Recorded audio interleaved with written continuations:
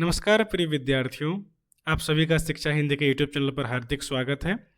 आज की इस वीडियो में हम कफन कहानी की समीक्षा करने जा रहे हैं। इस वीडियो में हम कफन कहानी के सार को समझेंगे, प्रेमचंद के दृष्टिकोण को देखेंगे और उसके साथ कुछ महत्वपूर्ण जानकारियों, कुछ महत्वपूर्ण तथ्यों के विषय में समझेंगे। कहानी की इस समझाने की श्रृंखला में हम कहानी को समझाने के बाद या कहानी को समझने के बाद कहानी के कुछ प्रमुख संवादों के विषय में चर्चा करेंगे और अंतिम भाग में कहानी से 10 महत्वपूर्ण प्रश्न मैं यहाँ पर बनाया हूँ, उसको हल करेंगे। तो चलिए शुरू करते हैं। कफन कहानी हिंदी की कालजयी कहानी मानी जाती है, जो कि उपन्यास सम्राट या कलम के सिपाही मुंशी प्रेमचंद जी द्वारा लिखित है। कफन हिंदी के उपन्यास सम्राट मुंशी प्रेमचंद की अंतिम और सर्वाधिक प्रौढ़ कहानी मानी जाती है। यह कहानी प्रेमचंद की पूर्ववर्ती आदर्शवादी विचारधारा से पूर्णतः मुक्त होकर यथार्थवाद के चरम बिंदु को स्पर्श करती है। यह केवल एक परिवार की कहानी नहीं, बल्कि उस व्यवस्था पर तीखा व्यंग है जो इंसान को इंसान नहीं रहने देती। यहाँ 2 शब्द जो है बहुत ज़रूरी है समझना, एक है आदर्शवाद, दूसरा है यथार्थवाद। ये दोनों शब्दों का अर्थ क्या है? जहाँ तक आदर्शवाद है, अगर आदर्शवाद की हम बात करें तो आदर्शवाद कहता है कि एक आदर्श जीवन में होना चाहिए और उसी आदर्श पर हमें चलना चाहिए। जैसे सत्य, न्याय, प्रेम, करुणा, ये आदर्श हैं। इन्हीं आदर्शों पर अगर हम लोग चलेंगे तो हम लोग कहेंगे कि हमने अपने जीवन में आदर्श बना लिया और उसी आदर्श पर चल रही हैं। और जहाँ तक यथार्थवाद है, यथार्थवाद हमेशा वास्तविकता को तवज्जो देता है। वास्तविकता को समझना, जैसा है, जैसा स्थिति है, जैसा सिचुएशन है, उसको वैसा चित्रण करना। तो प्रेमचंद पहले जब उनकी कहानियाँ, उनके उपन्यास प्रेमचंद लिख रहे थे तो उन्होंने आदर्शवाद को अपने लेखन का, शैली का जो है रूप बनाया था। लेकिन बाद में हम देखते हैं कि प्रेमचंद अच्छी तरह से, पूरी तरह से यथार्थवाद को अपनाते हैं, यानी यथार्थवादी दृष्टिकोण को लेकर अपनी रचनाओं में वो लेके आते हैं, लिखते हैं। तो ये जो कफन कहानी है, यथार्थवादी इसमें प्रेमचंद हमें नज़र आ रहे हैं, जो जैसा है वास्तविकता को चित्रण करते हुए दिख रहे हैं। कहानी का प्रकाशन 1936 ईस्वी को माना जाता है और यहाँ पर जो है ये कहीं कहीं पर चांद पत्रिका में प्रकाशित है, ऐसा मिलता है, कहीं कहीं पर जमाना मिलता है। और अंतिम रूप में कफन कहानी संग्रह है, जिसमें कि और भी ज़्यादा कहानियाँ हैं, उसमें ये कफन कहानी संकलित है। ऐतिहासिक महत्व की बात करें तो 1936 में ही प्रगतिशील लेखक संघ की स्थापना हो गई थी और यह कहानी प्रगतिशील चेतना और मार्क्सवादी प्रभाव का प्रत्यक्ष उदाहरण है। तो प्रगतिशील लेखक संघ की स्थापना कब हुई थी? 1936 में, और प्रेमचंद उसके अध्यक्ष थे उस संघ के। और यह कहानी जो है, कफन कहानी, प्रगतिशील चेतना और मार्क्सवादी प्रभाव इसमें हमें देखने को मिलता है। कहानी की कथा वस्तु 3 खंडों में है, 3 खंडों में कहानी विभाजित है। प्रथम खंड जो है उसमें झोपड़े के बाहर अलाव के पास घीसू और माधव बैठे हैं। अंदर माधव की पत्नी बुधिया प्रसव वेदना से तड़प रही है। दोनों में से कोई भी अंदर नहीं जाता। घीसू को डर है कि कहीं माधव आलू न खा जाए। इस बात पर ध्यान रखना कि जो माधव है, जो कि घीसू का बेटा है, वो अंदर इसीलिए नहीं जा रहा है क्योंकि जो घीसू है, उसका पिता है, वो आलू खा लेगा और माधव को डर है कि घीसू आलू न खा जाए। वह दृश्य भूख के आग के संवेदना की मृत्यु को दर्शाता है। वे गर्म आलू को बिना ठंडा किए निगल जाते हैं। ये कहानी का बहुत ही मार्मिक दृश्य है कि कैसे वो गर्म आलू को बिना ठंडा किए ही गर्म के साथ जो है निगल जा रहे हैं, खा ले रहे हैं, जो उनकी पशुवत स्थिति का परियाचक है। कहानी के द्वितीय खंड में, दूसरे भाग में, सुबह बुधिया मर जाती है। घीसू और माधव रोने का नाटक करते हैं। ध्यान रखना है, वो दोनों रो नहीं रहे हैं, सच्ची में रोने का नाटक कर रही हैं। वे उसी जमींदार के पास जाते हैं जिससे वे नफरत करते हैं। यहाँ पर एक कैरेक्टर है जमींदार बोल के, उसका वर्णन, उसका नाम तो नहीं है लेकिन जमींदार नाम से वो कहानी में आता है। तो वो नफरत करते हैं उससे, लेकिन फिर भी उसके पास जाते हैं। जमींदार और गाँव के अन्य लोग जो जीवित बुधिया को देखने नहीं आए, मरने पर कफन के लिए चंदा देते हैं। और यहाँ पर जो लोग बुधिया है, प्रसव वेदना में तड़प रही है, तो उसको जीते जी देखने नहीं आ रहे हैं, लेकिन जब वो मर गई तो उसके लिए कफन खरीदने के लिए चंदा दे रहे हैं, पैसा दे रहे हैं। लगभग 5 रुपये जमा हो जाते हैं। यह खंड समाज के खोखले रीति रिवाजों और पाखंड को उजागर करता है। कहानी के तीसरे हिस्से में, तृतीय खंड में, दोनों कफन खरीदने बाजार जाते हैं। तो 5 रुपये लेकर दोनों कफन खरीदने बाजार जा रहे हैं, लेकिन कफन न खरीदकर शराब खाने या मधुशाला पहुंच जाते हैं। वे शराब पीते हैं, भरपेट पूड़ियाँ और मांस खाते हैं। जो 5 रुपये इकट्ठा हुए थे कफन खरीदने के लिए, उसी पैसे से वो पूड़ियाँ और मांस खा रहे हैं। अंत में बचा हुआ भोजन एक भिखारी को देकर दाता का भाव महसूस करते हैं। नशे में नाचते गाते हुए वे वहीं गिर पड़ते हैं। यह अंध त्रासदी और प्रहसन का अद्भुत मिश्रण है। ये त्रासदी है। त्रासदी किसको कही जाती है? जहाँ पर जिसको देखकर लगता है कि ऐसा नहीं होना चाहिए, बिल्कुल भी ऐसा नहीं होना चाहिए, तो लगता है कि ये इसको कहीं हम लोग जैसे बचा सकते हैं या बदल सकते हैं, तो इसको त्रासदी कहा जाता है। और ये जो कफन कहानी का अंत है, ठीक त्रासदी की भांति इसका अंत होता है। और यहाँ पर जो वो दाता कि जैसा उनको अनुभव हो रहा है, क्यों ऐसा अनुभव हो रहा है? क्योंकि वो उनको लग रहा है कि हमने बहुत बड़ा अपने जीवन में काम कर दिया है, कि हमने अपना जो बचा हुआ खाना एक भिखारी को दे दिया है, तो इससे हम लोग जो है बड़े हो गए हैं, और खुद दोनों को दाता जैसा अनुभव हो रहा है। इसमें पात्रों की बात करें तो 3 प्रमुख पात्र हैं। पहला इसका जो मुख्य पात्र है घीसू, जो 60 वर्षीय पिता है। यह कहानी का सबसे जटिल पात्र है। वह कामचोर है, लेकिन उसका आलस्य उस सामंती व्यवस्था के प्रति उसका मौन विद्रोह है। वो कामचोर इसलिए है क्योंकि वो मौन विद्रोह कर रहा है सामंती व्यवस्था के विरुद्ध, जहाँ मेहनत करने वाले भी भूखे मरते हैं। वह निष्ठुर, अनुभववादी और एक विशेष प्रकार की कुटिलता का शिकार है। वह मानता है कि कफन तो जल ही जाएगा, उससे किसी को क्या मिलेगा। कहानी के दूसरे प्रमुख पात्र हैं माधव, जो कि घीसू के बेटे हैं। यह घीसू की परछाई है, और ठीक ये घीसू की जैसा है, लेकिन उससे भी अधिक जड़ और संवेदनहीन है। घीसू से ये ज़्यादा जड़ है, और संवेदना इसमें बिल्कुल भी नहीं है। वह अपनी मरती हुई पत्नी के पास इसीलिए नहीं जाता क्योंकि उसे डर है कि अगर वह अंदर गया तो घीसू अलाव में भून रहे आलू खा जाएगा। तो प्रसव वेदना में अंदर उसकी पत्नी तड़प रही है, और वो अंदर इसीलिए नहीं जा रहा है क्योंकि उसको डर है कि जो उसका पिता है घीसू, वो आलू को खा जाएगा। अंत में वह भी पिता के दर्शन में ढल जाता है, यानी वो पूरी तरह से पिता जैसा हो जाता है।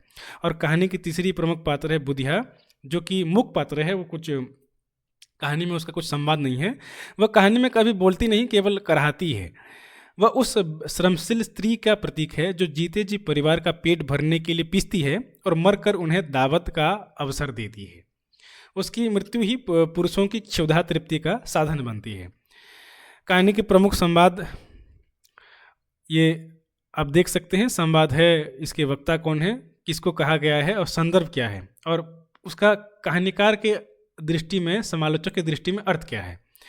पहला संवाद है, मरना ही है तो जल्दी मर क्यों नहीं जाती, देखकर क्या करूं। ये माधव कह रहा है, किससे? घीसू से। और ये संदर्भ क्या है? पत्नी की प्रसव पीड़ा। और ये संवाद मानवीय संवेदना के पूर्णतः समाप्त हो जाने का चरम उदाहरण है। दूसरा संवाद है, कैसा बुरा रिवाज है कि जिसे जीते जी तन ढकने के लिए चिथड़ा भी न मिले, उसे मरने पर नया कफन चाहिए। ये कौन कह रहा है? घीसू कह रहा है। किससे? माधव से। और ये बाजार में कफन न खरीदने का मन बनाते समय ऐसा कहा गया है। यह धार्मिक पाखंड और सामाजिक विसंगतियों को उस पर तीखा प्रहार करता है। तीसरा प्रमुख संवाद है, कफन लाश के साथ जल ही तो जाता है, यही 5 रुपये पहले मिलते तो कुछ दवा दारू को कर लेते। यह किसने कही है? घीसू ने कही है। किससे? माधव से। और ये शराब खाने के रास्ते में वो शराब पीने के लिए जा रहे थे, तभी जो है ये कहे गई हैं। और यह यथार्थ और रूढ़ी के बीच का द्वंद्व है। जीवित मनुष्य की कीमत मृतदेह के सम्मान से कम आंकी गई है। हमारी आत्मा प्रसन्न हो रही है तो क्या उसे पुण्य न होगा? ये किसने कहे हैं? घीसू ने कहे। किससे? माधव से। भरपेट भोजन करने के बाद जब वो पैसे 5 रुपये उनको मिले रहते हैं, उसको भोजन करने के बाद ये वो कह रही हैं। और ये स्वार्थ आध्यात्मिकता का जामा पहनाने का प्रयास है। कहानी की विशेषताएं क्या हैं? कहानी के अगर वातावरण की बात करें तो कहानी की शुरुआत जाड़ों की रात से हो रही है, और शुरुआती हिस्से में सन्नाटा और अंधकार है और जो पात्रों के जीवन के अंधेरे का प्रतीक है। मनोवैज्ञानिक यथार्थवाद है। प्रेमचंद ने दिखाया है कि दरिद्रता चरित्र को भ्रष्ट नहीं करती, बल्कि उसे मार देती है। भाषा इसमें पात्रानुकूल है। तत्सम शब्दों के साथ साथ उर्दू शब्दों का मिश्रण है, जैसे अलाव, चिलम, दोखज, दोजक, फिसाद, ये सब उर्दू शब्द हैं। और व्यंग है इसमें, जैसे कहानी आश्चर्य, एक कहानी अत्यंत एक क्रूर व्यंग है। शीर्षक कफन स्वयं में एक व्यंग है, क्योंकि अंततः कफन खरीदा ही नहीं जाता। कहानी की केंद्रीय संवेदना या केंद्रीय भाव क्या है? कहानी का मूल स्वर भूख और गरीबी का अमानवीयकरण है। पेट की आग इतनी प्रबल होती है कि वह रिश्तों, मर्यादा, प्रेम और सन सबको जलाकर राख कर देती है। यह कहानी बताती है कि नैतिकता या मोरालिटी भरे पेट की विलासिता है। खाली पेट का कोई धर्म नहीं होता। और प्रेमचंद का दृष्टिकोण हम देखेंगे तो यहाँ प्रेमचंद सुधारक नहीं है। वे किसी आदर्श की स्थापना नहीं करते, न ही घीसू माधव को बुरा भला कहते हैं। वे निष्पक्ष भाव से उस सामाजिक आर्थिक ढांचे को दोषी ठहराते हैं जिसने घीसू और माधव जैसे परजीवी पैदा किए। लेखक स्पष्ट करते हैं कि जिस समाज में रात दिन मेहनत करने वालों की हालत इनकी हालत से कुछ बहुत अच्छी न थी, वहाँ इस तरह की मनोवृत्ति का पैदा हो जाना कोई अचरज की बात न थी। इसका सामाजिक संदर्भ क्या है? सामंतवाद का पतन हमें कहानी में देखने को मिलता है। और दलित विमर्श भी कहानी में हम देख सकते हैं कि कहानी में दलित या चमार जीवन की त्रासदी है। यद्यपि आधुनिक दलित विमर्शकार घीसू माधव की चित्रण को दलित विरोधी मानते हैं, फिर भी किंतु प्रेमचंद का उद्देश्य वर्ग चरित्र को उभारना था या जाति को नहीं। निष्कर्ष, कफन कहानी हिंदी कहानी यात्रा का एक प्रस्थान बिंदु है। यह आदर्शोन्मुख यथार्थवाद के अंत और कठोर यथार्थवाद की शुरुआत है। कहानी का अंत किसी निष्कर्ष या समाधान पर नहीं होता, बल्कि एक एब्सर्ड स्थिति में होता है। बाप बेटे का नशे में नाचना यह आधुनिकता बोध की पहली आर्ट है। यह कहानी सिद्ध करती है कि प्रेमचंद समय से आगे के लेखक थे। कफन मात्र एक कपड़ा नहीं, बल्कि उस संवेदना का आचरण है, आवरण है जो भोग ने छीन ली है। तो ये कहानी के 15 प्रमुख संवाद हैं, देख सकते हैं आप स्क्रीन में। मालूम होता है बचेगी नहीं, सारा दिन दौड़ते हो गया, जा देख तो आ। यह किसने कहे? वक्ता ने। वक्ता कौन है? घीसू। श्रोता कौन है? माधव। और यह संवाद कहानी के आरंभ में घीसू का है। बुधिया जब प्रसव वेदना से तड़प रही है, लेकिन घीसू के लिए उसका मरना या बचना एक सामान्य घटना है। यह संवाद उनकी संवेदन शून्यता मानसिकता को दर्शाता है। दूसरा संवाद है मरना ही है, इसको हम पढ़ चुके हैं पहले भी। मरना ही है तो जल्दी क्यों नहीं मर जाती, देख कर क्या करूं। ये कौन कह रहा है? ये माधव कह रहा है। किससे? घीसू से। माधव का यह कथन गरीबी और भूख से उत्पन्न अमानवीयता की पराकाष्ठा है। तीसरा संवाद है तू बड़ा बेदर्द है वे, साल भर जिसके साथ सुख चैन से रहा उसी के साथ इतनी बेवफाई। इसके वक्ता घीसू हैं और श्रोता माधव है। यहाँ घीसू माधव को डांट रहा है, लेकिन यह एक विडंबना है। चौथा संवाद, मुझे वहाँ जाते डर लगता है। वक्ता कौन है? माधव। घीसू। श्रोता कौन है? घीसू। माधव को पत्नी की पीड़ा या भूत प्रेत से डर नहीं है। उसे डर है कि अगर वह अंदर गया तो घीसू अलाव में भून रहे सारे आलू खा जाएगा। यह भूख की व्यवस्था का चित्रण है। मेरी औरत जब मरी थी तो मैं 3 दिन तक उसके पास से हिला तक नहीं था, और फिर मुझसे लजाएगी कि नहीं, जिसका कभी मुंह नहीं देखा आज उसका उघड़ा हुआ बदन देखूं। ये घीसू कहता है किसको? माधव को। चुड़ैल का फिसाद होगा। और क्या, यहाँ तो ओझा भी 1 रुपया मांगता है। इसके वक्ता कौन है? घीसू। श्रोता कौन है? माधव। यह संवाद अंधविश्वास और गरीबी के द्वंद्व को दिखाती है। उनके पास इलाज तो दूर, ओझा को देने के लिए पैसे भी नहीं थे, जो उस समय इलाज कर रहा था गांव-गांव में। मेरे 9 लड़के हुए, घर में कभी कुछ न था, मगर भगवान ने किसी न किसी तरह बेड़ा पार ही लगाया। ये घीसू ने कहे हैं। श्रोता कौन है? माधव। और यहाँ पर ध्यान देने वाली बात है कि घीसू इस संवाद में कह रहे हैं कि मेरे 9 लड़के हुए हैं। यह घीसू का भाग्यवादी दृष्टिकोण है। वह अपनी निकम्मेपन को भगवान के भरोसे छोड़कर निश्चिंत रहना चाहता है। वह भोज नहीं भूलता, तब से फिर उस तरह का खाना और भरपेट नहीं मिला। घीसू कह रहा है माधव से, 20 साल पहले जब ठाकुर की बारात में उसने खाना खाया था, उसी की बात यहाँ पर घीसू कहते हुए माधव को ये संवाद है। कैसा बुरा रिवाज है कि जिसे जीते जी तन ढकने को चिथड़ा भी न मिले, उसे मरने पर नया कफन चाहिए। ये किसने कही है? घीसू ने कही है। किससे? माधव से। यह इस कहानी का सबसे मार्मिक और व्यंग्यात्मक संवाद है। यह समाज की उस खोखली व्यवस्था पर चोट करता है जहां जीवित इंसान की कद्र नहीं पर मृत शरीर के लिए दिखावा जरूर है। 10वां संवाद है, कफन लाश के साथ जल ही तो जाता है, माधव कह रहा है किससे? घिसू से। यह संवाद कफन न खरीदने के निर्णय की पृष्ठभूमि तैयार करता है। यह यथार्थवादी और उपयोगितावादी सोच है जो भावनाओं से ऊपर उठ चुकी है। यही 5 रुपये पहले मिलते तो कुछ दवा दारू कर लेते। कौन कह रहा है? घिसू कह रहा है। किससे? माधव से। हमारी आत्मा प्रसन्न हो रही है तो क्या उसे पुण्य न होगा? घिसू ने कहे माधव से। जो वहाँ हम लोगों से पूछें कि तुमने हमें कफन क्यों नहीं दिया तो क्या कहोगे? माधव पूछ रहा है अपने पिताजी से, घिसू से। नशे में माधव के भीतर का डर और अपराध बोध क्षण भर के लिए जागता है और उसे परलोक और पत्नी के सवालों का डर है, इसीलिए वो ऐसा सवाल पूछ रहा है। तो मुझे ऐसा गधा समझता है, 60 साल क्या दुनिया में घास खोदता रहा हूँ, उसको कफन मिलेगा और बहुत अच्छा मिलेगा। ये घिसू ने कहे माधव से। और यहाँ पर हमें पता चलता है कि जो घिसू है उसकी उम्र 60 साल है। 15वां और आखिर संवाद है, हाँ बेटा बैंकुट में जाएगी, किसी को सताए नहीं, किसी को दबाए नहीं, मरते मरते हमारी ज़िंदगी की सबसे बड़ी लालसा पूरी कर गई। यह घिसू कह रहा है माधव से। यह संवाद कहानी का निष्कर्ष है। बुधिया की मृत्यु ने उन्हें भरपेट भोजन और शराब या लालसा दी, इसीलिए घिसू उसे बैकुंठ जाने का अधिकारी मानता है। यह स्वार्थ की चरम सीमा है। तो चलिए चलते हैं कहानी के 10 सवालों पर।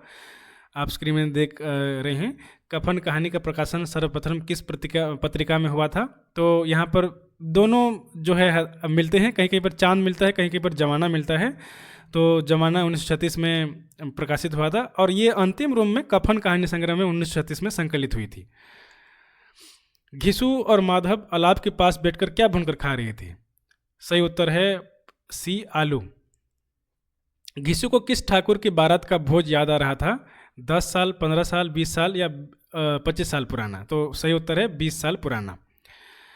बुधिया की मृत्यु के बाद कफन के लिए घिसू और माधव ने कुल कितने रुपए जमा किए? सही उत्तर है ऑप्शन नंबर सी, 5 रुपये।